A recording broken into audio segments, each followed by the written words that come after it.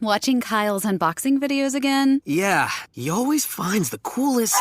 No way! A robot dog? Gotta ask where he got it. Or use your Samsung Galaxy S24 Ultra. Just draw a circle around the dog on your screen, and it shows you where to buy it right in the app. Whoa, I just learned a new trick. And that for once, I beat Kyle to the next big thing. Circle it, find it with the new Galaxy S24 Ultra and circle the search with Google. Get yours now at Samsung.com. Internet connection required. Results may vary based on visuals.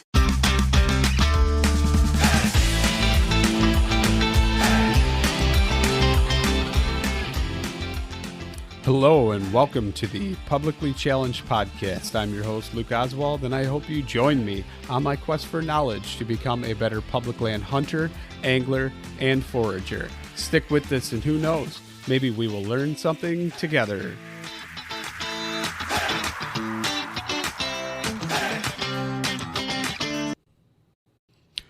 All right, real quick before we get started on the show, I'm just going to talk about Treeline Academy. You've heard me say it. I can't even tell you how many times. Mark Livesay is treelineacademy.net. That's treelineacademy.net. Sign up. Use the promo code PC2020. Save yourself $20. Can't say it enough. It's awesome. Amazing. Most comprehensive e-scouting course out there. Check it out for yourself. Sign up. Use promo code PC2020. And now let's get to the show. All right, so I'm sitting here and I am talking to Jessica Caldwell, or Jess Caldwell. And Jess, you want to go ahead and introduce yourself a little bit? Yeah, thanks. So I am a professional rewilder. I have created that name for myself and my professional title. And this last year, I have had an incredible journey that started on January 1, 2020. That I wanted to do one thing each week to rewild my life. And I started a field notes blog where I could really keep myself accountable for always learning. And because this world of rewilding is a big thing to chew. It's a lot. And we can go into what that means to me, but I knew that I wanted to dive into this nature-based education and that there was a lot to learn. And rather than get overwhelmed by it, I just said, let's do one thing a week to really engage and learn in my partnership with the outdoors. And I really called that my rewilding. And I started this field notes blog, and I've been at it every week doing something that's in the realm of foraging, fishing, hunting, practicing with my bow, community building, self-sufficiency, wilderness survival, all of these topics I just took on, and it's been a great ride. So in my mind, when I hear rewilding, I think of the disconnect that man or modern human civilization has now from nature. And we've gotten so far disconnected, staring at screens, not getting outside other than to be our daily commute. And what's that, a few minutes a day, getting in and out of a car, going from building to building, and never truly spending time or reconnecting with nature. So is that your definition of rewilding in like a nutshell, or what is your definition of rewilding? Yeah. And that's a great summary, because it is a bit of a personal, rewilding has been a personal journey for me. And I've been working on that definition as I grow with what this is for me. If you just look up rewilding, it's more of a statement that refers to ecological restoration of, say, a forest, and the rewilding of that forest is to bring back ecological balance. And so if I really just apply that, then that we are all biological beings, sentient beings that have our own ecosystem, then I really can say that my body, my mind, my spirit is also going and needing a rewilding so that I can get back to a more natural rhythm of operation and also balance, because yes, we are out of balance in our modern society for sure. I think most people can agree with that. And I think, nature deficiency and higher levels of anxiety and depression and health issues, health concerns relationship concerns, all the things that we're going through, as whether you look at the micro or the macro level here, from just even our own well-being to the health of our society and our communities. We've struggled in the last, we're just kind of constantly in a state of struggle. There's wins, there's things that are going well, but I do think that I'm just choosing to take my part in saying I don't want to feel like crap. And I think many people experience, especially when the pandemic hit, such a shift in reality where we were all having to kind of look at our lifestyle and our lives and say, what matters? What am I doing? How is this relevant? Life is changing. People are going to the grocery stores and stockpiling and food, and feeling the vulnerability of a system that can malfunction, that isn't necessarily riding on all cylinders. I mean, we've got issues here. And I think for me, the answer has been rewild my life. And I have kind of an interesting path with that. I actually used to be a prepper, like a doomsday prepper, if you will. And I spent probably 10 years in that world. I sold emergency food, and I did emergency preparedness training, and my husband built bunkers for a living. Actually, at the time, cool. My ex-husband, and we were full on.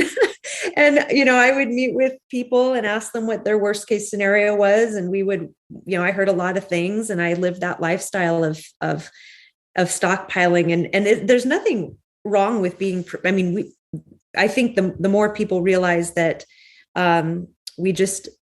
there is something to having more self-sufficiency and living in a more conscious way about the vulnerabilities of the world that we're living in. But the problem that I was in 10 years ago when I lived that lifestyle is it was out of balance, even with the rhythm of nature. It wasn't in partnership with nature. It was like separate worlds almost. Like the more I could just, stockpile to have food storage and this and that, but I couldn't go out and take an animal. I didn't know how to shoot. I didn't know how to forage. I didn't know actually how to live in the cycle of the seasons, and what nature was right there saying, this is what we're here to do, is have this partnership and this relationship. Humans have, we live here, we've lived here for a long time, and we've lived without Costco in our history. And I think for me, when I left that lifestyle, because I was feeling the imbalance of fear-based living, and I went down a whole path. I became a yoga instructor. I was meditating all the time. I was trying to find my peace in a chaotic world. And that totally, I didn't really find my answers there either. I feel like I've been kind of in one extreme to the next of trying to find my way and my path. And honestly, this last year when I lost my job as a marketing director, because I worked for a theater, and our theater closed down, our performing arts theater, because of the pandemic. We were no longer having touring artists and big stage of big audience. So I found myself in one of those pivotal moments of, what am I doing here? What's my thing? I don't want to go down the path of fear-driven preparedness. I actually just want to feel more alive, because I felt like many have expressed numbness, just a numbness of being too plugged in to the world of modern society. And one thing after the next, I've been unpeeling that cord, spending more time in nature, as much as time as possible, learning everything I have possibly can have time in my day to learn, from mentors, to learn, just getting out there, hands-on, doing everything I can to say, how did humans do this? How did we live all these generations? How did our ancestors do it? How did my great-grandparents do it? And why is it that we're struggling and suffering and having more mental illness and stress? And I'm just out to change that script for myself. I love it. I absolutely love it. I've never really considered myself a prepper, but I will say I've always been prepared. I've never lived in fear like, oh my gosh, what if this happens or what if that happens? But it's always been, I mean, where I live and the way my wife and I live, it's a very rural lifestyle. There's Mm. always some sort of livestock here on our little homestead. You know, there's always a full pantry, all those sorts of things that because we don't want to run an hour to the store to go get something, you know, and that's more of our lifestyle than necessarily a prepper lifestyle. But when there was the whole rush and the mad dash to all the grocery stores and things like that, it never truly concerned us because we start our own seeds, we grow a garden, you know, all those things we preserve. I can some of my wild game. There's always that aspect of just preparedness, but it's not in a preparedness like for the apocalypse or a doomsday type scenario. It's like, well, it's better to have than to not have for those type of things, but it's never a mad rush to stockpile or anything. So I just find it kind of interesting, like, how did the whole fear-based thing become? Was it just you started learning or realizing about things, or how did that end up to where it became such an involved lifestyle? Because I mean, 10 years, that's a long, long dedicated time to be doing that. And if you're selling all this food, I'm guessing you're stockpiling food. And at that point, you know, it's like, okay, how do we break this down so we can have, you know, a year or two supply food for each person in the family or this and that. Like my plans were never, if something truly did happen like that, my plans were to educate myself, educate my children to where they could go out and actually forage and get these things. And seasonally, I mean, whether you're spiritual or believe in God, I mean, there is a rhyme and a reason to every cycle of nature, and God Mhm. truly provides. It's always there for you right when you need it, from herbal medicine to whatever, as long as you can put it away when he gives it to you. And I'm starting to like really realize that as I dive into the foraging as well. And it's just like, these are blessings. Every single thing that happens and the way it happens is a blessing. And it's like, you know, the black walnuts that I harvested this fall, and you know, taking some of the hulls and soaking them in alcohol and extracting the iodine and using that for like a wormer or, you know, as a medicine or all those different things. It's like, and the fact that the nuts can store for a few years in the shell and you've got them and you can crack them as needed, and just the flavor they add to the cookies, everything about it is truly a blessing. And now I'm really getting into learning about chestnut trees, and I just talked to Michael Judd, and he's a permaculturist, and like the things he's been teaching me, and now I've inoculated my own logs just so I can have fresh Oh, mushrooms and medicine cool. and all those things. And it's like, if we could all just reconnect a little bit more and go back to different farming practices and get more into agroforestry and those things, to where there's not a reliance on anything anymore because it's a balance. And I could see where you wanted to find that balance, and it's pretty cool. So I'm going to ask you, though, you can answer the question about the stockpiling of food and how it became so fear-based versus your like the pivotal shift that you finally decided to try and find center. Yes. Well, there's a difference between I had a moment, and my moment of recognizing that I was kind of on because, there's really empowerment to keeping some stored food. I mean, everyone should have some food stored away because anything could happen. In the Pacific Northwest, we have all sorts of things that could happen here, from earthquakes to floods. I've got friends that I just talked to today in the Snohomish area who are, they're snowed in. They can't leave. And so it's always great to have a full pantry and things you need to ride out a storm. That is just wise practice. Yes. But I think where I was at with it was a little more extreme, because I had 2 years storage. I was planning, I was in it professionally, and I was hearing it all the time and listening to people's stories and always thinking of that worst case scenarios, because that was my job. And I got to a point, I remember I was a couple things happened fairly close together. I was planning a trip to Hawaii. I actually used to live on the island of Kauai, and I was wanting to go back and visit some family there. And I canceled the trip the night before I left because I was, checking out my, there was massive solar flares, and I was like dialed into like the solar flares, and I was like, you know what? I don't think this is a good time to be flying in a plane. There's high solar flare activity. And I was nerding out on that stuff to where I canceled my trip.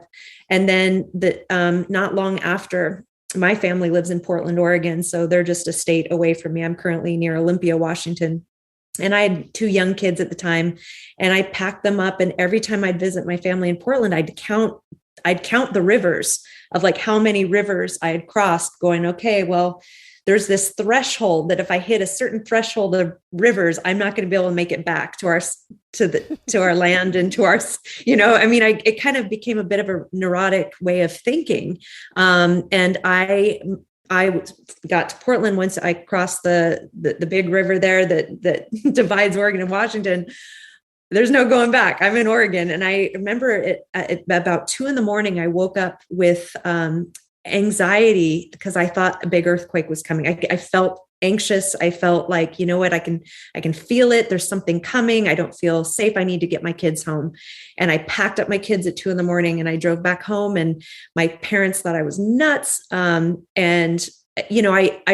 recognized nothing happened. We got home just fine, but there was something really off about me, which was this, I was starting to not leave the safety of our Mecca of, we were like in that, my favorite movie is Tremors, with Kevin Bacon and, and I was like the Reba McEntire I love that. Of like, and it's like, I was ready for anything, but then it stopped me from living because it's like, I just wasn't getting out. And I actually developed a lump in my throat, and I went to a naturopath and I was like, okay, what's going on? I got a lump in my throat. I was very concerned.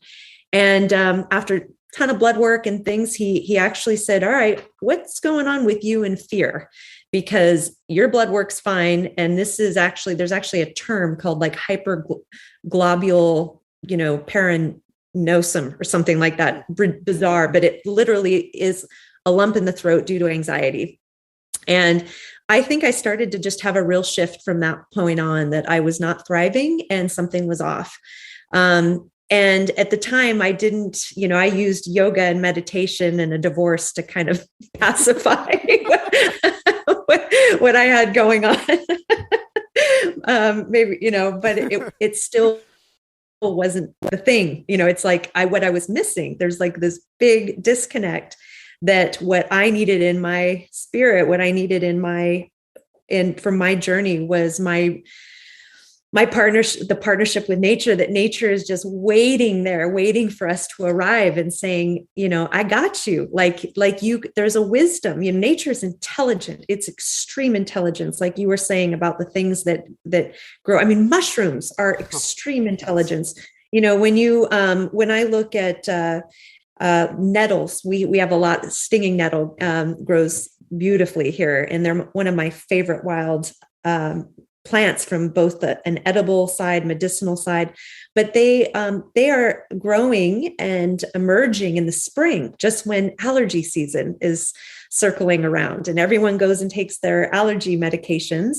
And you just got to go harvest out some of those spring nettles and make yourself nettle tea, because the nettle is for allergy relief. And it gives you that right in the time when everything else is, there's pollen and different things. So it's funny how nature has these rhythms and these cycles that are so supportive. And we just lost our wisdom, our connection to the intelligence that we also have. But when we remove ourselves from that intelligence and we completely plug in to what's being fed to us, just very much like that movie, The Matrix. I mean, that visual of just being up like a body that's feeding the queen energy, the queen bee of technology.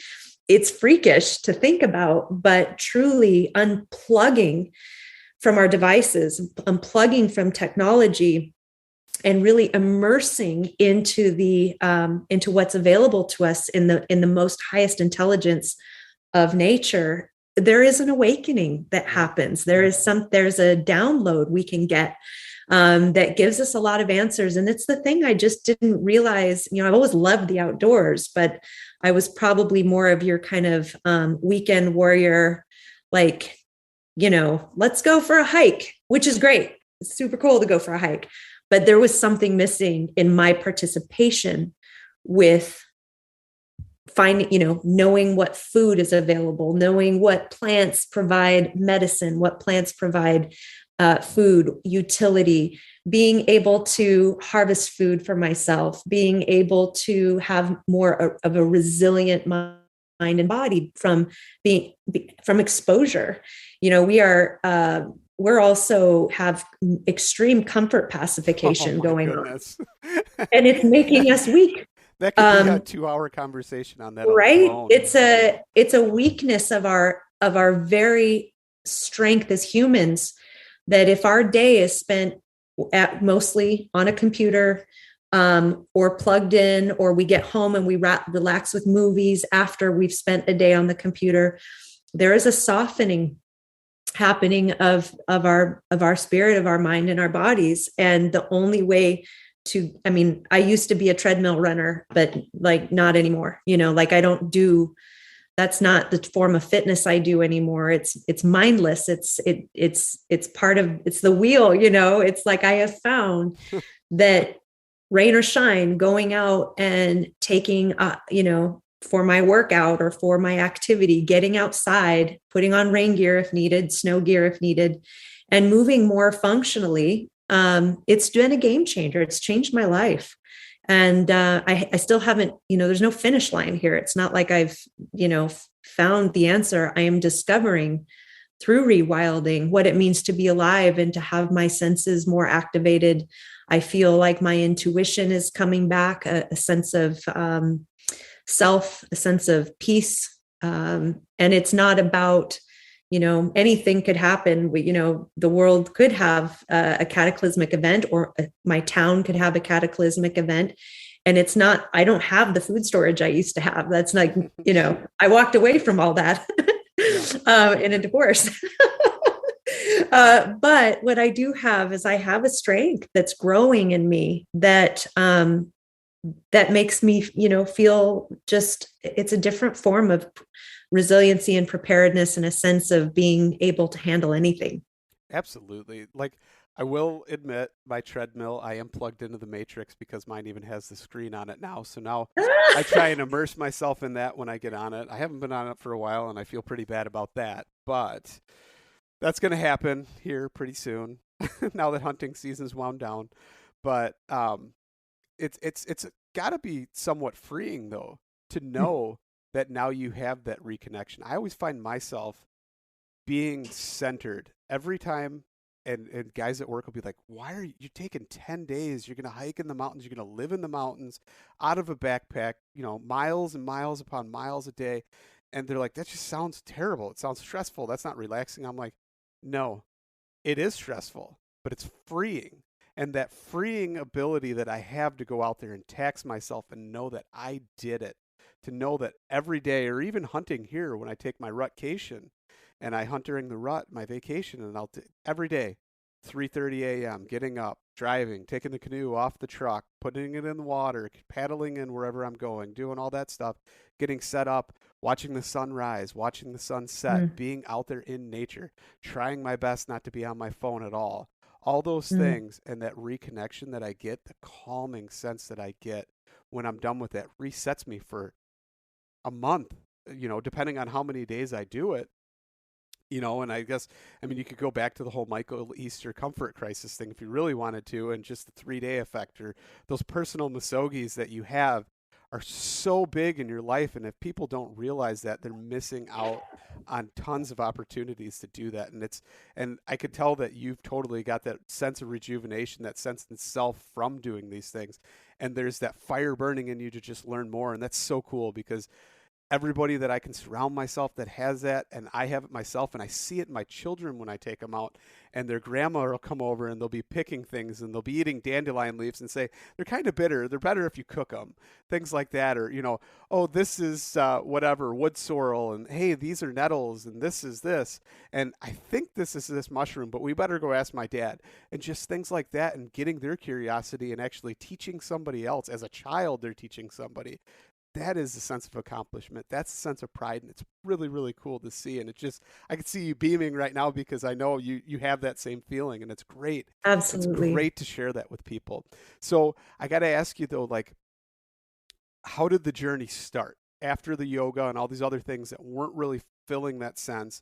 What was your first step? What did you do to try and rewild yourself that you could learn? Was it just spending time in nature, or was it actually learning a skill?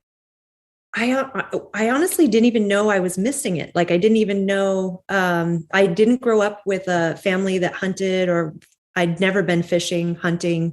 That just wasn't my lifestyle growing up. And so here I am, I'm a 45-year-old woman. So I don't have like this, this isn't in my history. And I went ice fishing for the first time. I had someone invited me ice fishing, and I went out there, and like you said, I read The Comfort Crisis. It was my favorite read of the summer of 2020. But I went out there and I spent a day on the ice, and yeah, it's cold, but reeling up a big old perch and then taking all this fish home and having, he showed me how to gut the fish, and then we're cooking up fish tacos that night. And it was truly like, you pull up fish from the ice, you take it home, it turns into dinner. And, when I got back, my face was windburnt, and, I took a hot shower, but I had a smile on my face that literally was ear to ear, where it was like, I hadn't felt that, just awakened in a long time. Like it's like, I felt like I did something really important. And that really important thing was putting in the time to bring home dinner. And I just couldn't even believe it. I just had not ever had an experience like that. And that fishing trip led to more fishing trips. And I bought all my own ice fishing gear, and I would have these experiences of going out and, always in the elements. My favorite thing, and you mentioned it, but when I can get out somewhere, whether it's fishing, and I went salmon fishing in Idaho this last summer, and you're up, and this was combat fishing. I mean, I've never seen anything like it. It was wild, but you're up with your spot before dawn, and you're just waiting till, legal fishing hour. But there is something absolutely extraordinary about watching the sunrise, going from pitch black dark, headlamp on, to watching the colors change and watching that shift from total darkness to those subtle hues of color coming in, all the way till that first sunlight that comes and pops up over a ridge. I mean, I think that experience alone changes your brain frequency. I think it changes your program. I think it's literally like, how we're all, when we talk about being plugged into our phones and we're getting all this data and all this information being fed to us, I actually think the rising of the sun is doing the same exact thing. It's also literally giving us information. It's giving us insight. It's giving us feedback. It's giving us color. It's giving us energy. And all of this is happening in the color spectrum, in the full spectrum. And I do feel that there's something we're getting from that sunrise, because it changes me. I mean, I know it. I know that when I watch a sunrise in the elements, I am different that day than if I haven't. Something's different. And I think that's one of the gifts and the wisdom. And we probably don't even know all of the intelligence that's happening, all of the exchange that's happening on a molecular level when we are in the elements witnessing a sunrise. But I know that there's information being given, and I know that there's something I am receiving. And it's probably one of my favorite things to do. And I've been out before dawn. In fact, just 2 days ago, my ex-husband's pond flooded. Oh, Good thing no. we're dear friends. But when it does, there's a ton of ducks and goose, the geese that fly in there. I mean, it's just like waterfowl central. And I was just introduced to duck hunting, and now I'm hooked.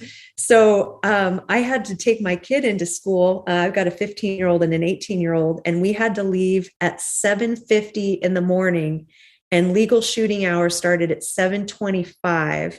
So I ran, I got up, got geared up in my waders, got over there at dark, set up in the blind by myself, and I just watched the sunrise. And I only had 20 minutes. Like it was just me for 20 minutes out there. Of course, I didn't get anything.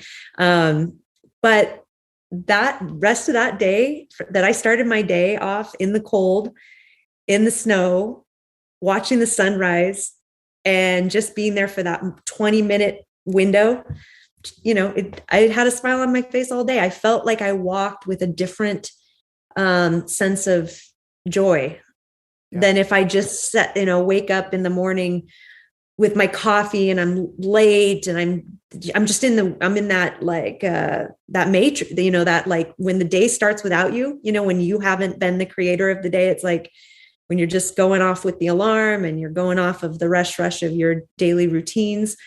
I love to change that up and feel like I'm the one that has control over my day. And when I start off early and get to catch a sunrise or be outside, to me, that's where I become more a part of the creative, joyful participant in my life. And so for people who don't have the opportunity to be out hunting, I mean, I've got friends and family who that's not an option for them. They're not going to be able to get out there and go hunting in the morning, or, it's not accessible for everybody.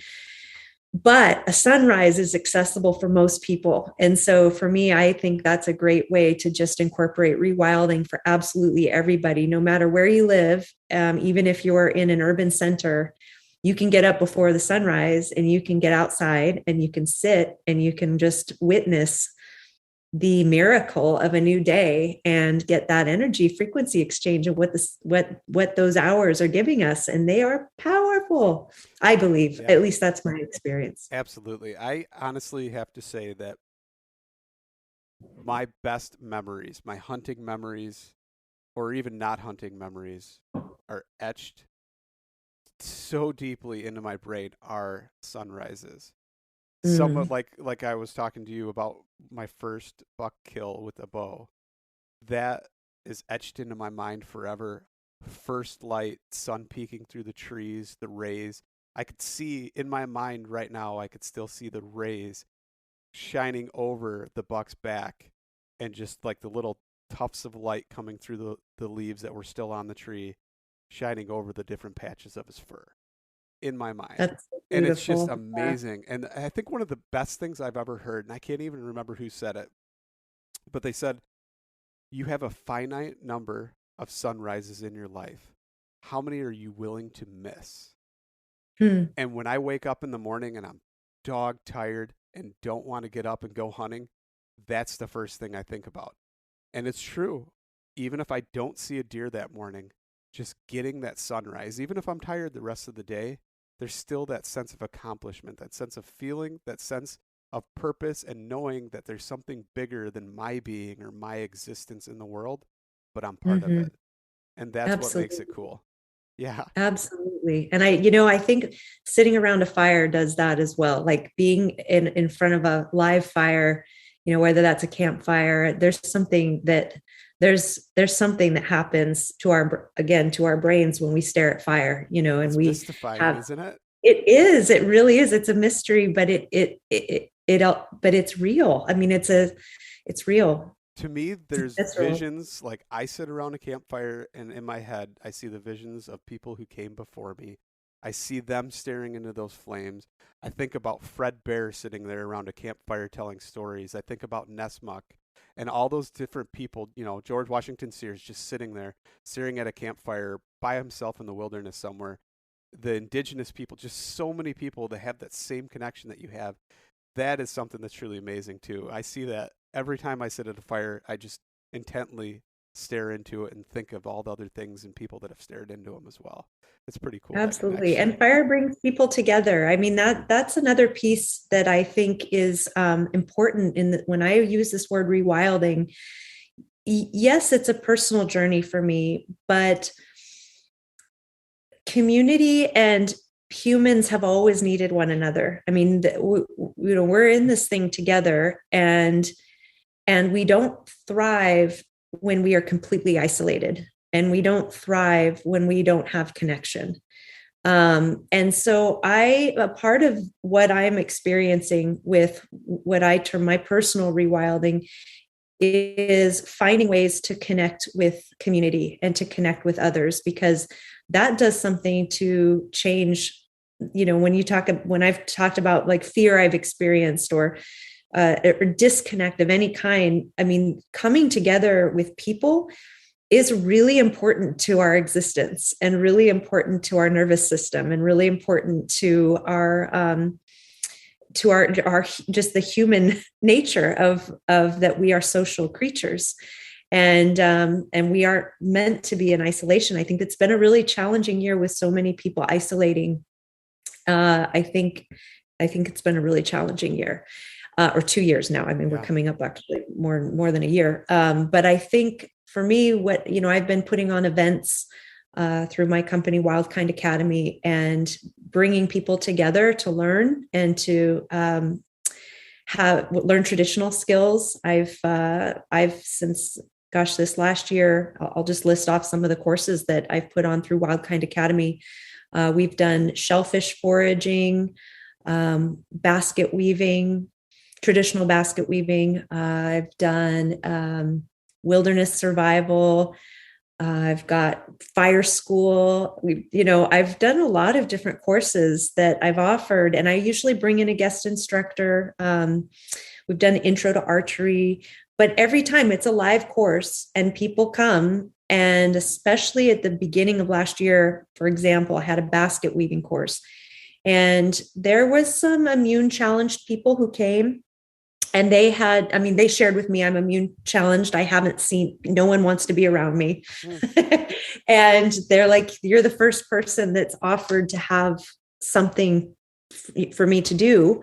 And they came, and they, at the end of the event, asked for a hug from me and said, can I hug? Can we hug?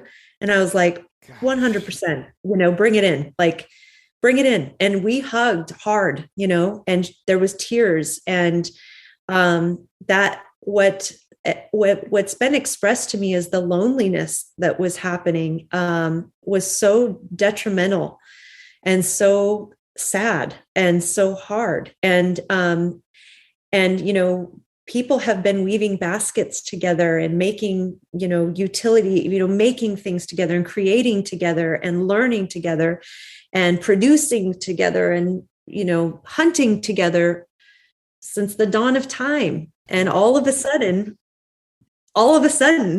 we don't do that. All of a sudden it's like, it's a phenomenon to the culture of humanity. Yeah. So I know that for rewilding, part of what I've been experiencing is that it's not isolated to the individual. It's cultural. It's our humanity. It's making sure that we find connection and love and understanding, because that also opens ourselves up, and it opens up our hearts and our minds for, because, that it's part of it. You can't have, I can't rewild without hunting. Hunting I cannot rewild without harvesting food. If my only access to food is to go to a grocery store and pick up a very well packaged, meat, frozen meat package, I have completely disconnected myself from rewilding. If I isolate myself in my home, in my temperature controlled home I have completely removed myself from what it means for my body to regulate temperature, for my body to know what to do, when it's cold out. And if I completely remove myself from touch and humans and laughter and holding of hands and hugging, well, that's just as problematic. Yeah, I can't even imagine. I mean, we made a choice that we weren't going to isolate ourselves or remove ourselves from people, but people that did that or didn't have anybody else to be around, and luckily my family is for the most part like-minded like me, so we were still communal and got together, but I can't even imagine or fathom. Now, granted, I am kind of like a lone wolf kind of guy, and I go and do a lot of my things on my own, as far as going in nature and stuff, but that's got to be tough. And that's really cool that, you were able to do that and connect with those people and give them a new hope or a sense of purpose or belonging, and hopefully progress them along and not keep them in the state of isolation that they were in. That's pretty neat.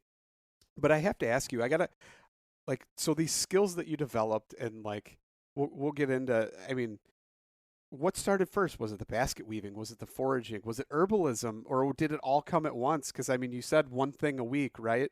So Yeah. how did you do it? How did you compartmentalize it, and how did you compound upon it? Well, it was the one thing a week, and it helped that I was, it started in January, and so it was like, okay, what's happening right now? I had to do a little research and look into things like what's growing right now, what is it I can engage in? What can I fish right now? What's happening in the natural world? And that's where mentorship came in. I really reached out and got a lot of help and asked people to show me, and what are you doing? You're outdoorsy. What are you fishing right now? What are you harvesting right now? And I asked a lot of questions, and I took a lot of action to reach out for mentorship.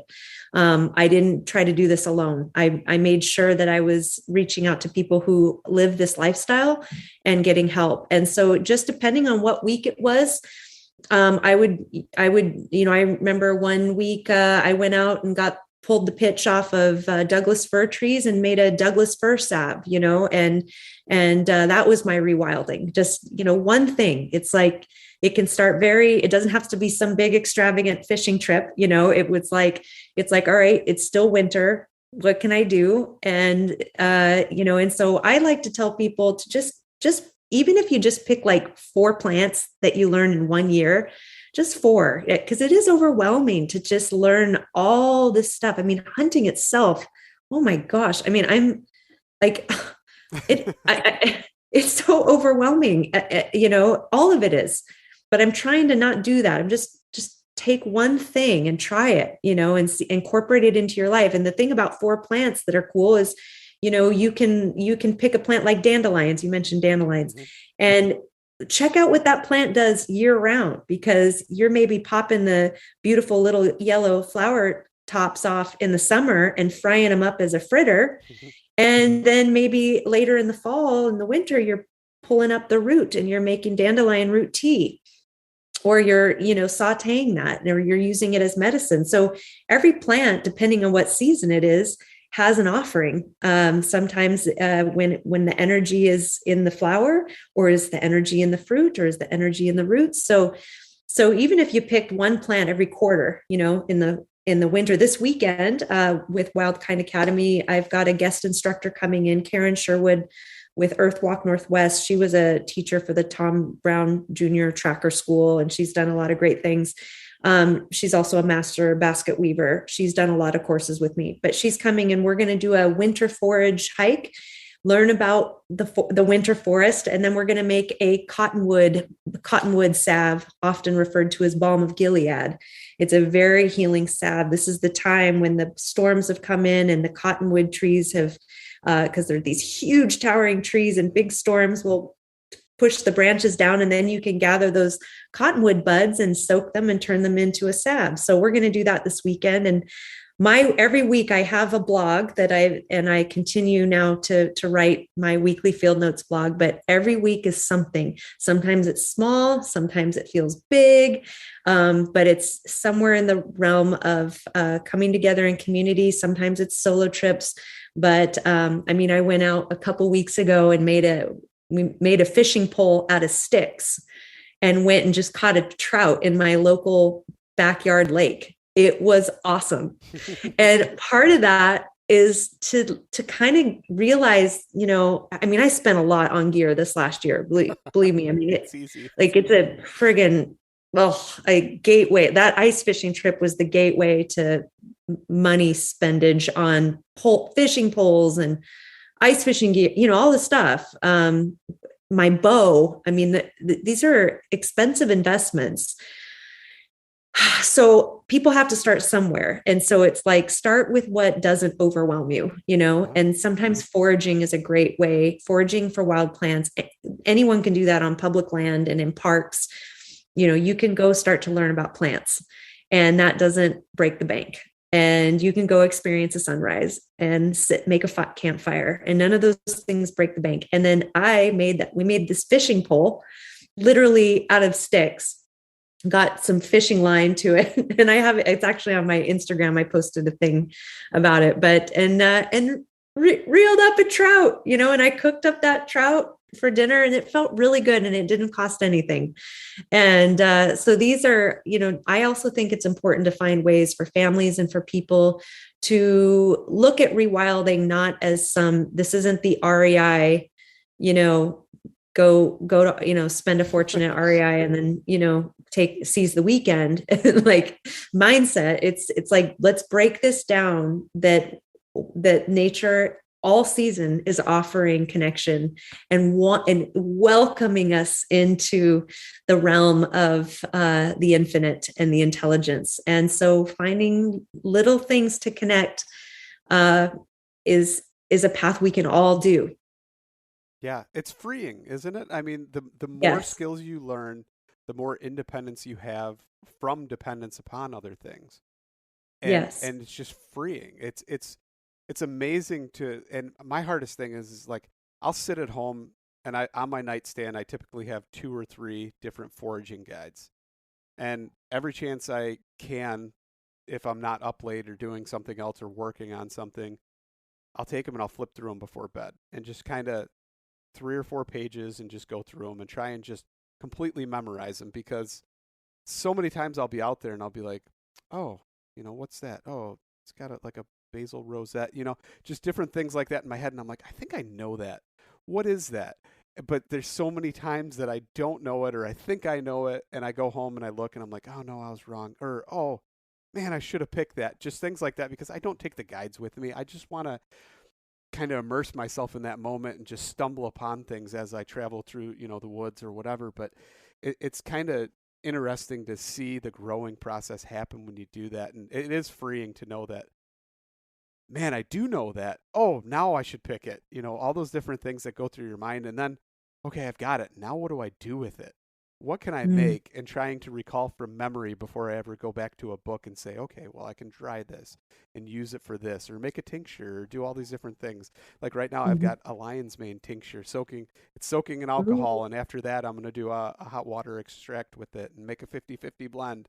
And it's going to be great. And cool. So just all those different things. And then hopefully my maitakes, come up, or shiitakes come up here. I'm doing a tabletop farm right now because my inoculated logs won't, have any until the springtime. But so just all these different things is so cool to try and get in there and not only eat them and enjoy them, but to, actually make medicines out of them. Different things that so when you're making your tinctures and your medicines, do you also follow the moon cycles with extraction processes and such? Not. I don't know is that something I should be looking into, or check it out. Okay. I knew of a woman who made medicine and tinctures and a few different resources that they're, historically medicines were extracted at certain times, or they were distilled at certain times, and all based off the moon and moon cycles, and something to just look into. It's interesting. I mean, clearly the moon has power. The rising of the moon and our moon cycles affect our tides. Yep. They affect real things. This is not just. No, I believe it.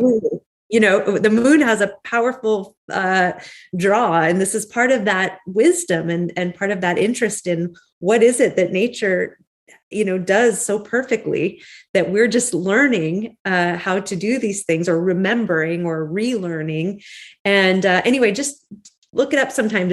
You might want to, interestingly, I've actually got a friend that I could probably talk to, and he would know all about that if I called him up and asked him about it, because he seems to be Perfect. quite in tune with all those sorts of things. So that's something I'm gonna have to reach out and do, because he was the one who kind of inspired me to start making these tinctures and Awesome. juices. So that's pretty cool. But so let's Yeah. kind of get into, like, I see you use the clumb method of shooting your bow, or at least the 3-under.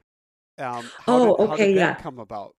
You're talking about, my trad, Yeah, your boat, trad my bow, which is longbow. pretty cool. I don't shoot trad anymore, but that's a soft spot in my heart for sure, because I did shoot it for a while and kind of just got out of it, but it's always back there, and I'll pull it out and play with it every once in a while.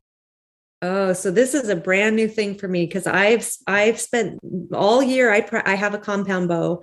That's what I had when I just shot my first deer. It was with my compound bow, and that's what I've been practicing on all year. And I just recently invested. I went with stalker stick bows, Nice. South Cox, like top notch. I mean, it's like I just You went went all in. out, yeah.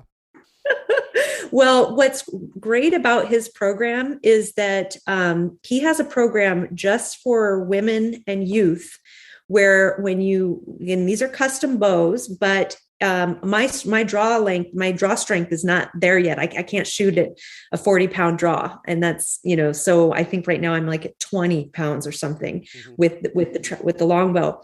But as you grow in strength, you can send the risers back, and then he will replace them with new risers, so that you can slowly start to build your strength up.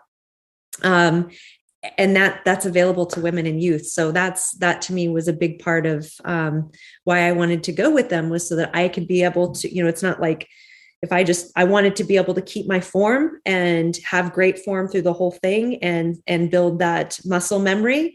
But I'm doing that now, as I gain the strength, I'll slowly be increasing to get to where I could hunt with that bow. So you'll change out the limbs then and get heavier limbs as time progresses. Yeah, that's something that.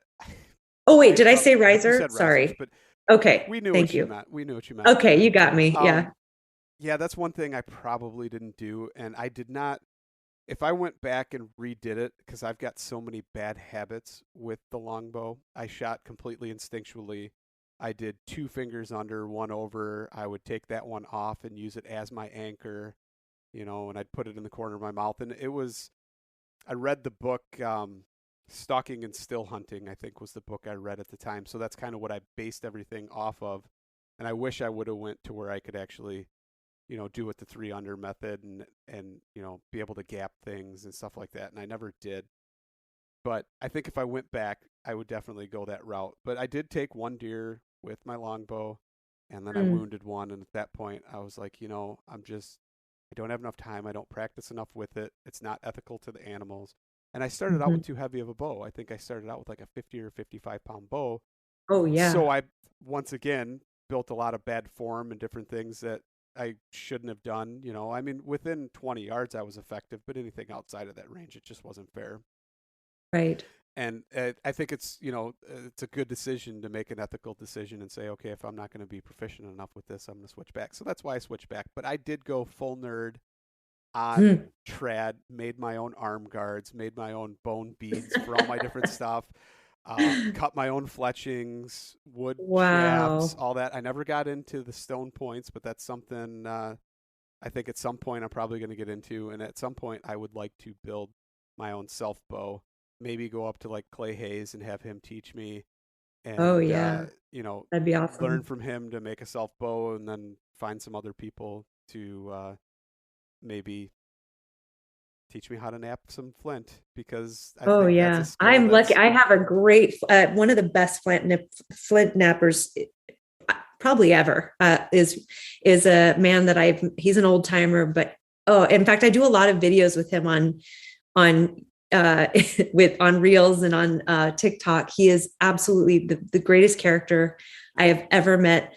I have a TikTok video with him that went, for me, viral. It's got like 160,000 views, because this man takes hands down is the most wild and youthful man doing the coolest stuff. He lives off grid. He's a homesteader. He's an incredible flint napper. He makes all his own bows, arrows. everything, tools, stonework. He's a survivalist. He does all the brain tanning. And he has been a mentor for me. And I'm actually going to do a class and have him teach arrowhead making. He's incredible. And I have a video with him where he just I hung out with his place and he made some kind of venison stew for me. And he went in the middle of winter, he just jumped into this pond and swam through he's just fun. But anyway, it's something I want to get into and experience. I want to nerd out. I want to nerd out in the most all the things that are these traditional skills. Are just original skills. I am fascinated with how things were done before we had technology. I mean, how were things done? How did we do anything? And the more that gets broken down, I am fascinated by it. Yeah. Direct living skills. My friend Nathan Donley, who is he was on season 6 alone, and he's actually going to teach an emergency preparedness class for Wild Kind Academy, and he'll be visiting here soon. But he used the term direct living skills, and I like that stuck with me because it's like direct living skills. I don't know. It's you can't get that's it. That's it. What's cool is once you learn one skill, it's very transferable into the next thing. Like your basket making, for instance. Once you do the basket making, now you can make a fish basket. So now you can use that for fish, or you can take acorns and put them in that basket and start leaching them in a creek. And just all these things compound upon one another that were once just life skills. Now it's like little skills that we're learning, but they are skills that build upon each other, and it becomes transitional.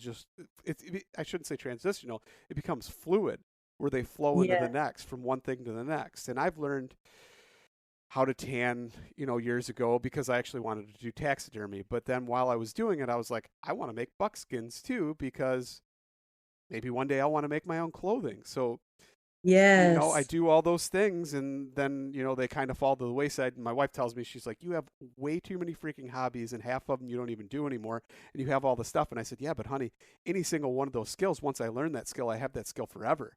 I said, that doesn't go away. And then, I started making knives. So then the knives flowed into, well, now I need to make holsters or sheaths for the knives. So then I started doing that, and I'm like, well, I got to, I've got these guns. Let's make a holster for the gun. So I actually made for my deer gun. I've got a 357, the 6-inch 357 that I carry for deer hunting because you can use it during gun season.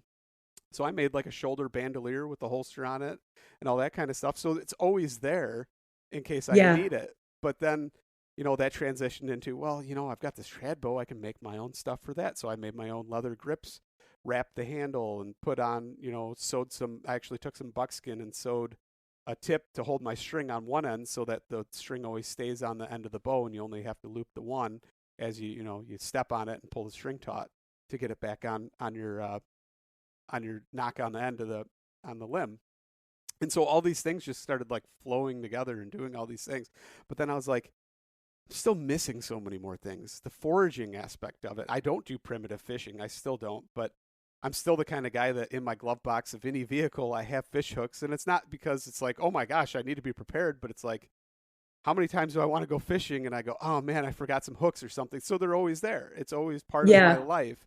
But it's just my life has become that. But it's pretty neat to see how they all flow together. They really do. I am someone, I've lived more of the modern lifestyle. I did, I lived in cities, and, again, I didn't grow up with this. And so I think there really is a disconnect when you have when you think, when I just say to some of my fellow city dwellers, oh, you have a down comforter, that doesn't translate to goose and pulling off the down feathers and stuffing it into something, it's our brains don't even make that connection. Or, with what I've experienced recently is with the doe that I was blessed with this year with my first hunt.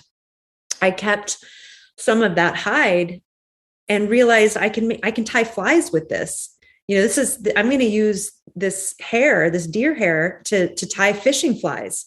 And that's one of those kind of utility that this is how these are direct living skills, that one thing supports another. And when I came home with a goose the other night, last week or so. It was my first time really field dressing on my own, where I didn't have any help or any mentorship. I was like, I remember this. I got this.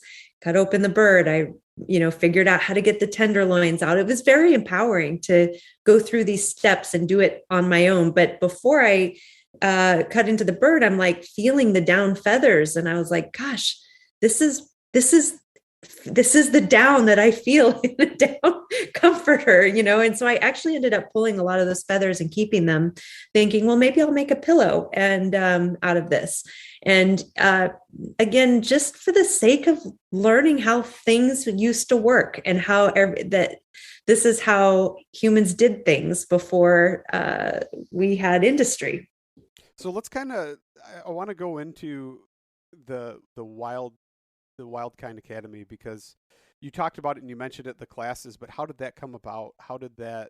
At what point were you like, okay, I want to learn things, I want to teach other people things, how can we make this happen? How can we put it all together? And then, how did I know you went and did wilderness first responder school. Yeah, I got my whiffer, yeah. Yep. And then all that kind of stuff. So, I mean, how did that all come about, and how did you put it together at that point that you were going to start educating others as well?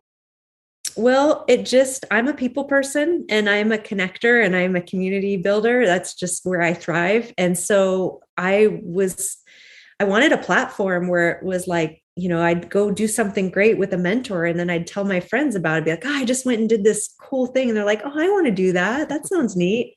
And the more I kept hearing that feedback, it's like, and I was unemployed at the time, because like I said, I lost my job, and I was like, why don't I just start an academy of learning so that we can all do this together? And it'll be a slow build. It'll be, I'll just add one thing at a time, or have one guest instructor. Eventually I'll be doing the teaching, and I'll teach different things.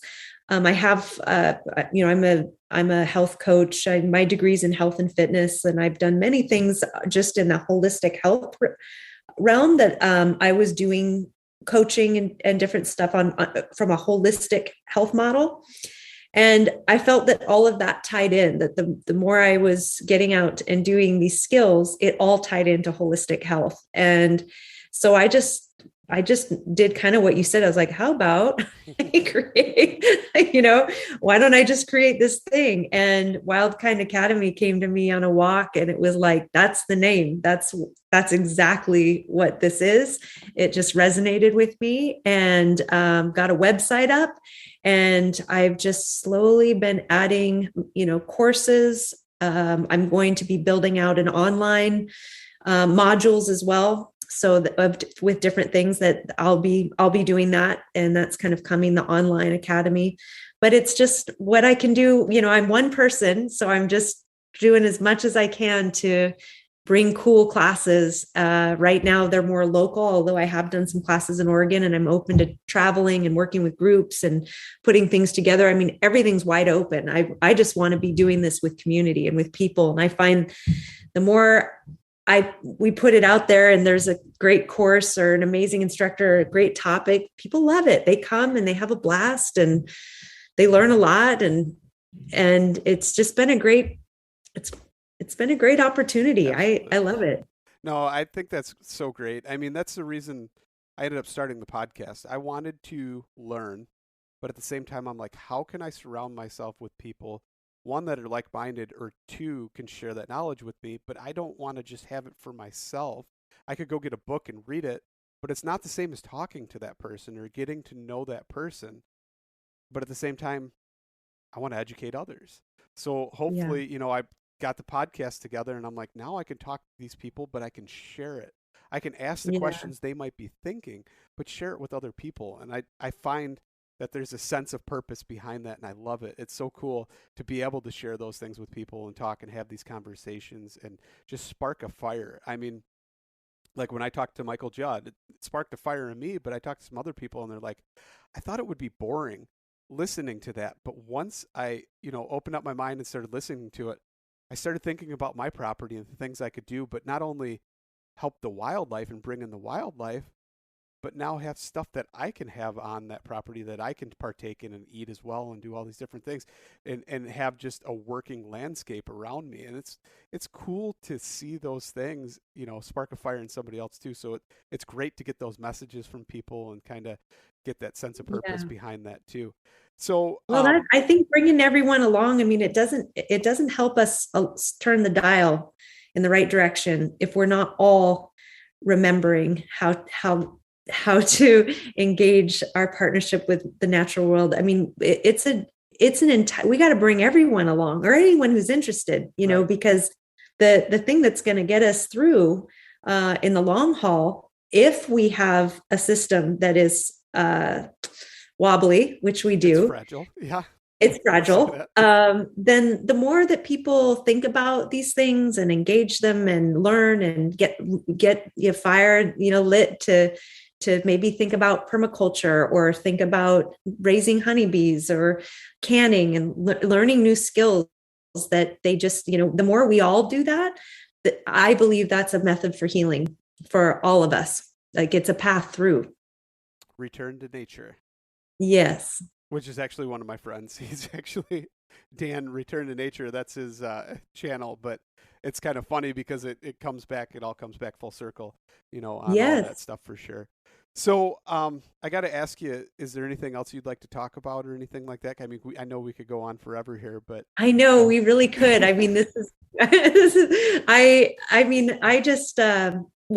do really appreciate that you have invited me onto your podcast so that we could have a conversation and I could make this connection with you, because to meet a fellow forager and fellow wild kind and someone who's out there doing the great work of, you're living it with your family, you're homeschooling, you're teaching these skills to your kids and to our next generation. And so I really like to make these connections. They're really important to me to know, I mean, you're totally on the other side of the, we're like all different sides of the US here, but it's building these connections and these friendships and knowing that people are out doing this and that they have another resource and another person they can connect with and then we do it together. So I really appreciate that you've had me on your podcast and that I can meet you and hear a bit more about your story. So I just really appreciate it. Absolutely. So let's, before we go, I'm kind of curious, as these modules come out, where can people find them and get educated from your modules that you're going to be putting out for the education modules? And then if they wanted to, and they are in the Washington area, maybe take a course from you or something like that, where can they do that? Yeah. So go to the website, wildkindacademy.com, and subscribe to the newsletter. That would be the very first thing to do, because those subscribers will always get new courses and find out what's happening locally in Washington State. I'm also doing some things in Oregon and eventually in Idaho, but there will be, I'm into traveling, I'm into putting things together for anyone, anywhere. So subscribe, because that's how you'll hear about also when the online courses and the online academy and the different opportunities to learn wherever you live will be available. You can find me on Instagram, and I'm Jess_Wildkind Academy. On TikTok, I'm Wildkind Jess. And any one of those platforms, I'm just sharing the adventures and sharing the learning, but certainly through the website subscription is where you'll know how to apply some of these if you're interested in learning. That's awesome. I appreciate you coming on, and thank you so much for sharing. You're welcome. And thank you. It's been a real joy to meet you. Absolutely.